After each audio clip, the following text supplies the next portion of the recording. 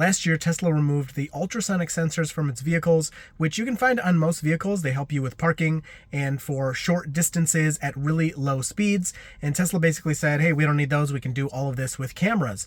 Well, ever since that has happened, still to this day, I think it's been about 9 months, you're still missing features that ultrasonic sensor cars have. So you do have park assist where it will ding and kind of let you know you're getting close to something, but there's no auto park, there's no summon, there's no smart summon, and we're still waiting for some of those features to arrive. So in this video, we're going to compare a 2021 Tesla Model Y that has ultrasonic sensors to a 2023 Tesla Model Y that is using Tesla Vision that does not have ultrasonic sensors. And just so you know, so you don't get confused in the video, the new car with no ultrasonic sensors has the black interior and the round steering wheel, and the car that does have ultrasonic sensors is the white interior with the yoke steering wheel. So I hope that helps, and I hope you enjoy this one. Okay, for this test, people wanted to see what would happen if small objects were placed in front of the car while it was parked and you were, walking away. I think it's kind of silly, but whatever. We will try it out, and we'll do it with the ultrasonics too. So right now, the car detects nothing in front of us. I'm going to put a small object in front of the car while the car is off, and then we'll see if it detects it when I turn it back on, and I'll try to do some bigger objects too, just to make sure that it can detect anything while it is parked and nobody's driving it. So I feel a little silly with this one, but whatever. I found something really flat, and the car detects nothing. I wonder if I reverse, if it will then pick it up as we approach it. Let's try that. So there you go. I can now see it. So I couldn't see it before either. So now as I approach it, it is warning now for something, whereas before on this part of the driveway it was not.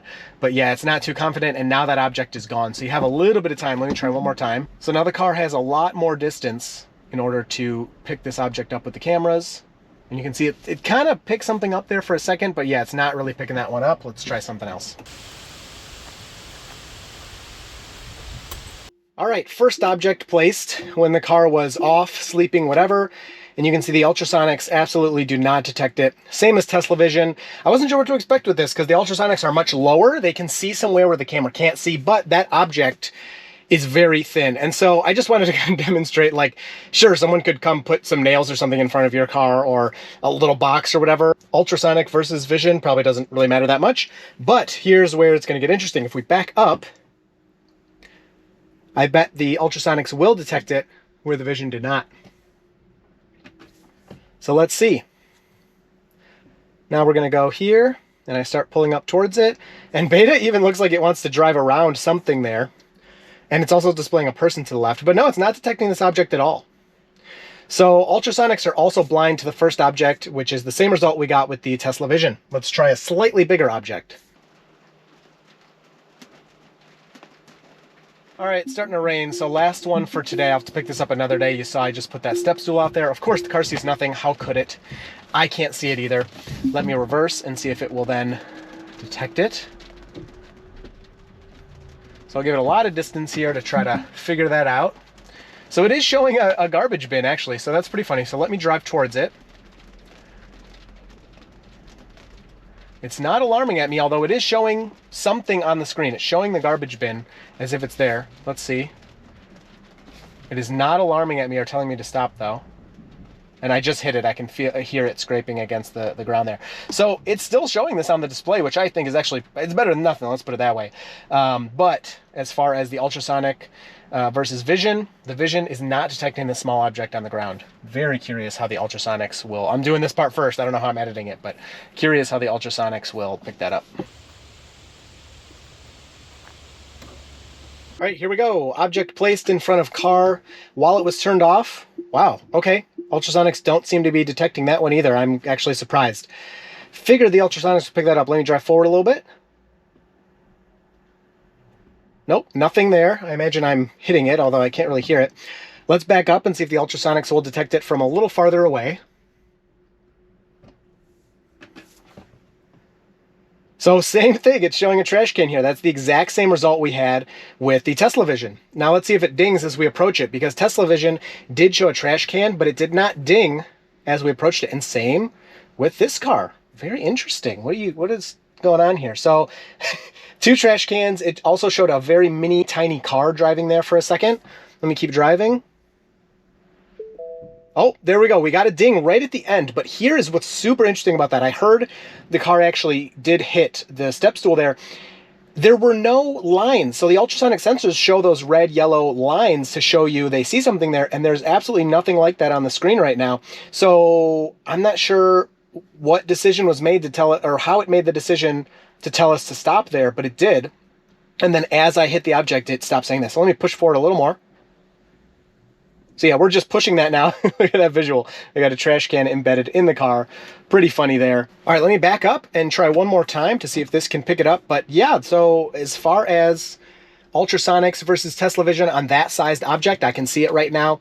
It seems pretty even, which I'm surprised by. Now, we did get a stop ding here, whereas Tesla Vision without ultrasonic sensors never gave us a ding at all with this one, but there we go. Now it's showing the line. So we got the ding. Oh, and it's gone. So this object is just like tough for the ultrasonics to pick up. But for a second, we had a red line there, and you could hear the dings, of course. Yeah, so it doesn't care anymore. So I would say, again, ultrasonics and Tesla Vision are pretty close on this one. Maybe ultrasonics have a very slight advantage, but pretty much only if you get lucky and you're really paying attention are you going to notice that warning.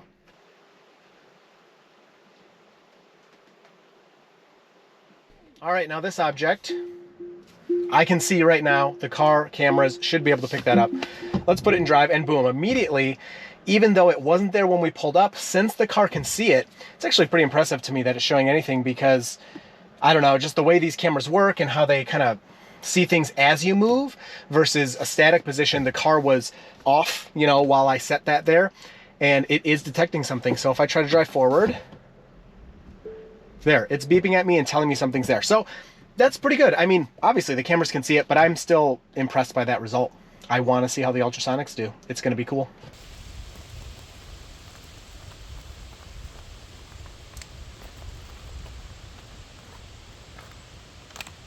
Final object randomly placed in front of the car. Tesla Vision, if I remember correctly, had no problem with this. I assume ultrasonics will have no problem either. We put it in drive. It immediately says stop with a red line in front of it. Very easily detected. No issue there. Let me try to drive real quick. Oh, no ding. Oh, we just touched it and it's not actually dinging. There you go. We finally got a ding after I pushed it, I don't know, maybe an inch or two. That's pretty interesting that it has the red warning line here, but didn't actually ding at me until it was too late. Now, if we back up just for fun, there you go. You can see the distances. And as we move forward, wow, I'm surprised there's the warning. Okay. Stop. Yeah. So it's really alarming at me, letting me know something's there. So that performs similarly to the Tesla Vision. Again, if I remember correctly, obviously you're seeing them back to back. So, but yeah, so that worked good. All right, just for fun, let's see how the Tesla Vision responds to a person. No ultrasonic sensors. Who cares about those? This is what you get now. It says stop. It said to stop? And now it's doing the beep. That's good. Okay, cool. Drive closer. You got tons of room. Just keeps beeping at me.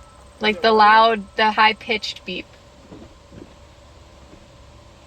It keeps beeping the high-pitched beep like I've run into you. Oh, that's good. Okay, yep. Keep going. You got tons of space. Is it still beeping? Still beeping? Keep coming. Keep going. You just touched my hand. All right, that's good. Cool. So it warned you the whole time? Yeah, but now it's saying that I have 22 inches. Now you have 22 inches? I think it's, oh yeah, that just went away. Yeah. Well, oh, looking on the side on the left, it sees me. See, the ultrasonics can't see that. See, I'm moving around the car and it's putting that line. Yeah. It can't, the ultrasonics can't do. All right, back up. I'm gonna lay down and do it again. Now you're gone.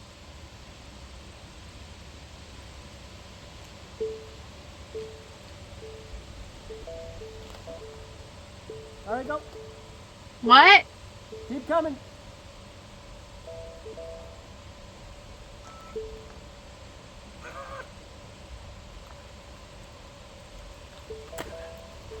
It's just scary because I can't see you. It was beeping at me. The whole time? Mm-hmm. All right. Sweet. Thanks. Yep. All right, so first up we have the flat test. Let's see how the car does here. So we're moving back and you can see already on the screen that it is showing that we have a vehicle over there.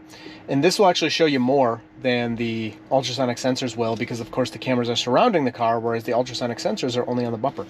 So we're moving back here, and it is now showing the garage. So we can see that first kind of line in the cement about is where it started to show the garage. And then we back up here, saying inches for us, which is great. Let's get to, so that's a stop. We got to get a little farther away. But that was a good, I mean, that was definitely a good place to stop. So here it says we're 15, 16 inches, somewhere in that range. So let's check it out and see if that's correct. All right, so come into the back of the car here. To the license plate, we're at about 31 inches. What if we look at this part of the car here? We're at closer to 30 inches. So not the most accurate, but it did stop me at a good place anyway. But it's off by about 15 inches, by about double. All right, let's do this again. Of course, we can't just do it one time. We'll do it again. And we'll back up here and we'll see.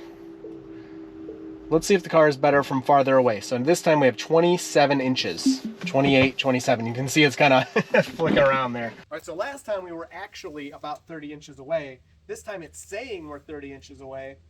And if I measure here, you can already tell it's much, much farther.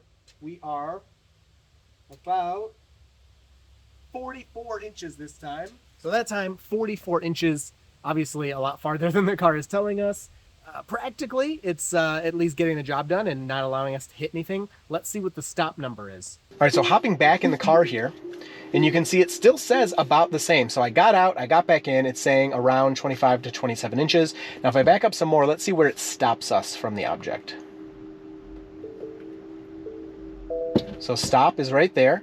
And at least it's actually stopping us right before we hit anything. I want the shrill beep though. That's just the first ding. Let's see if I keep going. There's kind of that shrill, like that's your final warning. You're about to hit something, you better stop. And we have 25 inches. So I'm going to say at least it's on the cautious side. It's not like you're going to run into something, but it's definitely off in its measurements that's showing on the screen. Now just for fun, let's see how close we can get. So again, I got out, put the car in park, back into reverse, and it still has the stop on there. It's still telling us don't move. Let me keep reversing. So it's still warning us. So that whole time, it's really warning us. That's kind of the extra warning beep there, telling us you are close to something, do not hit it. And the consistency, I mean, you can see on this bottom part here, it's not moving very much. On the right side, it's staying consistent. It even looks like it is picking up my camera over there off to the right. If you look at this, or off to the left, sorry, that looks like where my camera is sitting about on the outside of the car. So that is actually pretty impressive. The sides of the car you will not get with the ultrasonic sensors, which you will see in another part of this video. So as we pull away, you can see those lines are staying. Again, they're very consistent. It's showing that car next to us, which is really good. Now, I want to show you something cool. As you pull out here, again, this has to do with seeing the lines on the side, so it's actually detecting my driveway. But hopefully you can see, so see this orange line here and these white lines on the side? That is actually just the forest next to me as I'm driving down my driveway. And this is something I noticed that was much different with this Vision Park Assist versus the ultrasonics, because the ultrasonics, again, are only in the front and the back. They're not on the sides. And so you do get kind of a bonus benefit, even if it's not the most accurate. You can see that line through the car. Even if it's not the most accurate, it is able to show you more of something that is around your car, which could be considered a benefit. So very nice as we go down the driveway, you can see, and it's even dinging for us. Is there anything there? I don't think there's really anything there. Let me keep going here. So it thinks there's things close, but it's really not too bad. And again, it just continues to show things on the sides, which is something you will not get with ultrasonic sensors. All right, here we go. We're in the 2021 Model Y with ultrasonic sensors. And immediately you can see we do not have the side. It's showing a car over there, but we don't have the side warning as we did with Vision. So let me back up to the garage here. Of course, I forgot my tape measure. Well, maybe it's in the other car. And I'm going to back up. And there you go. So right here, you start to get a warning. It was gray and now it's yellow. But again, there's nothing on the side like there was with the Tesla Vision. So that's actually an advantage the Tesla Vision has over ultrasonics, is it's seeing all around the car in 360, whereas ultrasonics are only in the front and the back. Now, as we come here, it's saying 29 inches and it's sticking to that. It's not bouncing around like the Tesla Vision did. Let's hop out and see if that's an accurate measurement. So that was dead on. 29 inches to the bumper. I mean, like perfect. It couldn't really be more perfect than that. It was almost exactly at 29 inches. All right, so 29 inches was dead accurate. Let's try backing up a little bit more. 18. Let's go a little closer. We can do better than that. There we go, 15 inches. Let's see if this is, I cannot believe how accurate that was. So again, dead on. Again, that was dead on, 15 inches, exactly what the car said inside. So the Ultrasonics definitely have the advantage rear, and we'll do forward just to check, but I'm sure forward, they have the advantage in accuracy for sure. In the front and back, although sides, they are completely blind. All right, so let's see how we do here with the front of the car. We're going towards the garage. Again, this is the Tesla Vision. There are no ultrasonic sensors on this car, and it is detecting, and it's dinging at us. Let's start with the long test here. So between 24 and 26-ish inches. Let's get out and see how close it is. So we can tell this is already too far. This is the 24 to 26 inches what the car is guessing. And again, we're at about 48 inches. So at least you have some consistency there in the front and the back so far. It looks like it overestimates by about the same amount on both sides. All right, so when we hop back in the car and put it into drive, you can see it still has the approximately the same estimation here. It has gone up a little bit. It's at 32 inches now, which is closer to reality, and it still sees something is there. So if we continue to pull forward, this is where the car kind of has a little bit of a blind spot in the front of the nose there. And so right there it says stop, and that line, it looks like it's like touching the car, which obviously we are not doing. But if I, so it's, there you go. It's flipping between 12 and 13 inches and the stop. So let's see if this is 12 inches. And the 12-inch estimate is actually 33 inches. So again, we have that overestimation of how close you are. The car thinks it's a lot closer than it is. And even when you look at the line on the screen, it shows that it's like touching the car, and the car is obviously nowhere near hitting that right there. So again, we hop in the car. I got out, put it into park, and it still has the line in approximately the same spot, which is great. So it has some type of at least short-term memory there on objects around 12 inches, going between 12 inches and stop. All right, so here we go, head on. We have our dings, we have our warnings, nothing to the left side. It shows the vehicle, but none of the boundaries like we saw in Tesla Vision. And it says 25 inches. I'm sure it's dead accurate again, but let's give it a check.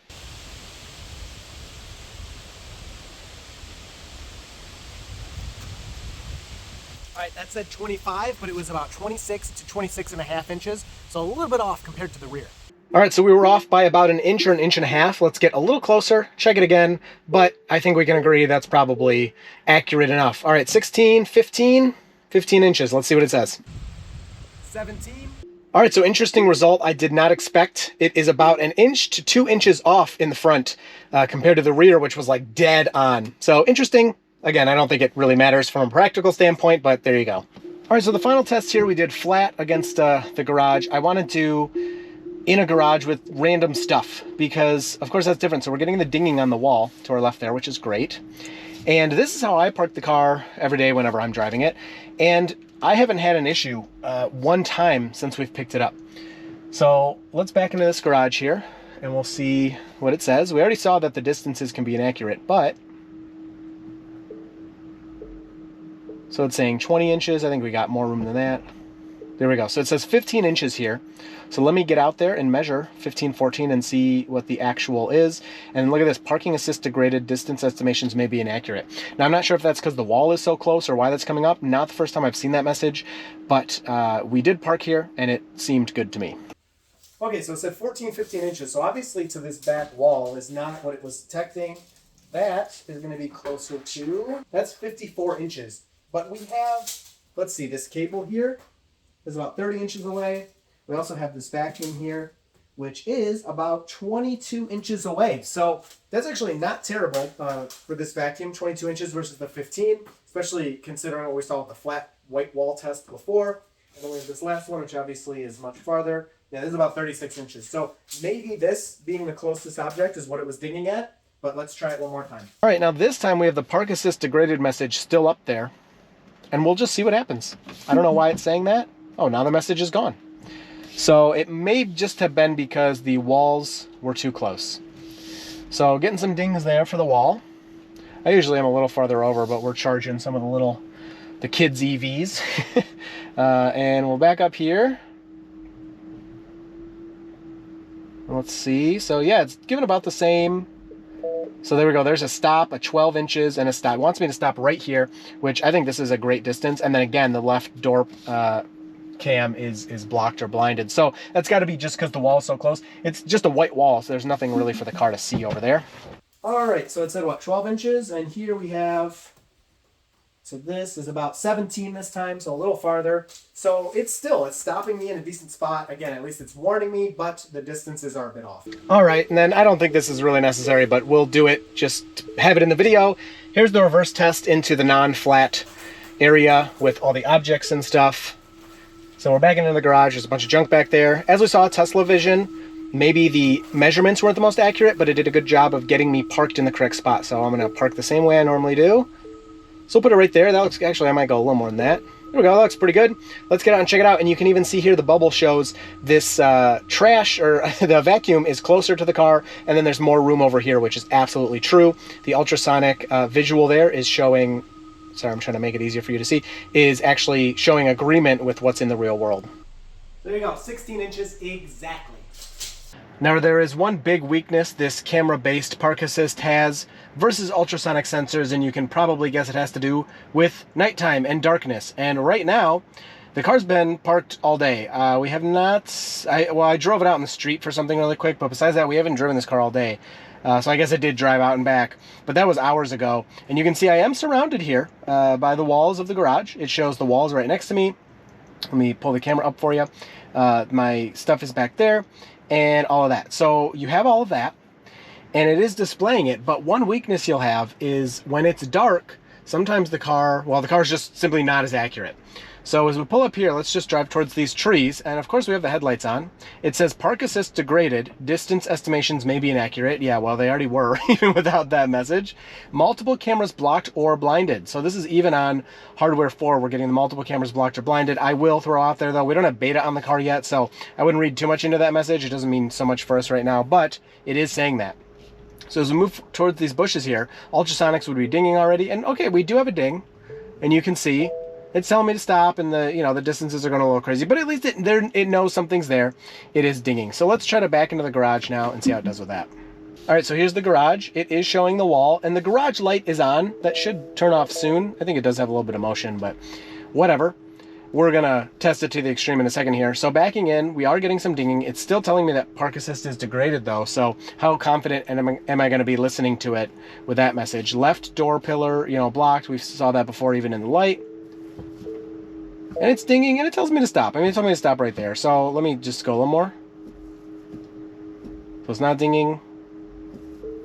There. So, I mean, it's telling me to stop before I hit all that junk. So that's actually not too bad. Now, we're going to take it to the extreme here. And yes, I'm doing this. It's dumb, but I'm doing it on purpose just for demonstration purposes. So, I don't know. I hope you don't get mad at me. We're just playing around and learning about how this works. So if I drive out here, we saw before these bushes, we're getting lit up. Now, if I turn the lights off, woo, I can't see anything. So how's this thing going to see anything? Ultrasonics, in this stupid example, would work. And you probably can't see much there. I'll put my hand there in the video even. But as we go forward here, nothing is happening. Park assist degraded, distance estimations may be inaccurate. I think I'm just about to hit the bush here. Oh, look it. It's showing a little something. Little something. Let me turn the lights on here just so we can see. So that's how close we are. So we're much closer than where it was dinging before. And immediately it pops up telling us stuff is there. If I turn this off, yeah, things are floating away now. It has a bit of a memory. And if I drive forward, yeah, and ding, and everything's gone now. It's lost it all. It doesn't know that anything's here because it can't see. So, I mean, obviously. But again, if ultrasonics were in this stupid, little test, they do ding here. So turn it back on. You can see we're even closer to the bushes. So if you don't have light, cameras don't work.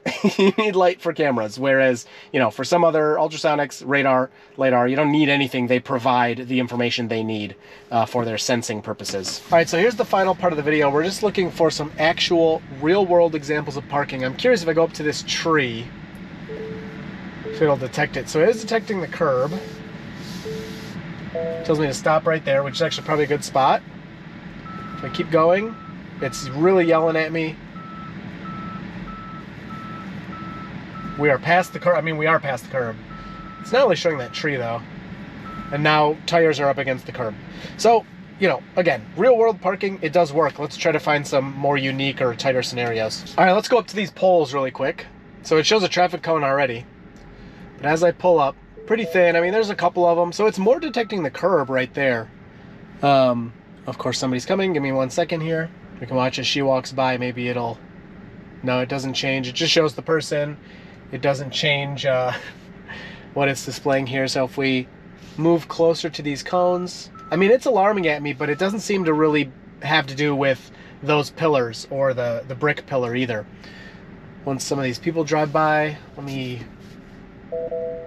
just do this. See, now I'm not really confident in if I'm, you know, have enough space here or not. To be fair, it is warning me, so if I did touch those, it would definitely be my fault. So let's go for this pillar. So yeah, it looks like it's more like interacting with the curb. And again, you get this on the side here, which is something you absolutely will not get with the ultrasonic sensors, that detection to the side, which is very cool. So watch as I pull over here and I kind of go up against this curb. Look at that whole line. It's showing me exactly where the curb is. Maybe not exactly, but good enough, and kind of telling me like, hey, you're really close to that. Be careful. And as we drive, so maybe that is kind of the pillar. Honestly, it's a little hard for me to tell exactly what it's picking up here. But again, I just want to kind of reiterate, those side warnings you are not getting with ultrasonics. So that can definitely help in some of your parking. So let me find a spot here. All right, so here's a spot for us right here. So I'm backing up. You can see I'm getting close to the curb there. It's dinging at me. It's telling me, yo, look out, there's a curb. Great. I mean, that's good. That helped me right there, actually.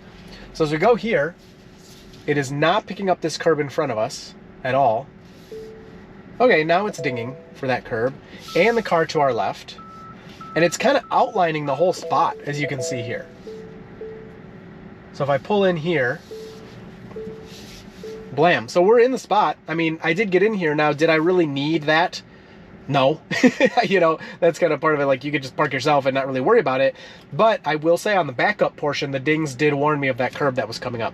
So it's a nice outline of the spot. I mean, it does look pretty good at least. All right, and then again, last one. Let's look at this curb right here. So we pull up to the curb. It's warning me, but again, it's not something I would really use. But there you go. You're getting the stop dings. You won't get that with the USS. So overall, practically, I haven't noticed much of a difference in the parking scenarios I've attempted, but we can see that the ultrasonic sensors are more accurate. So I wouldn't trust this down to the inch, but from everything I've experienced so far in this video and just daily driving this, and my wife agrees, the dings do help still. They can guide you, they can help you kind of figure out what you're doing. But if you want that really accurate parking, like you barely fit in your garage or something, this is probably not going to be as good as ultrasonics, at least for now. You never know, future updates might bring it up to parity and make it much better. But overall, hope you enjoyed this one. If you have questions, leave them down below, and you will see me and Hardware 4 in the next video.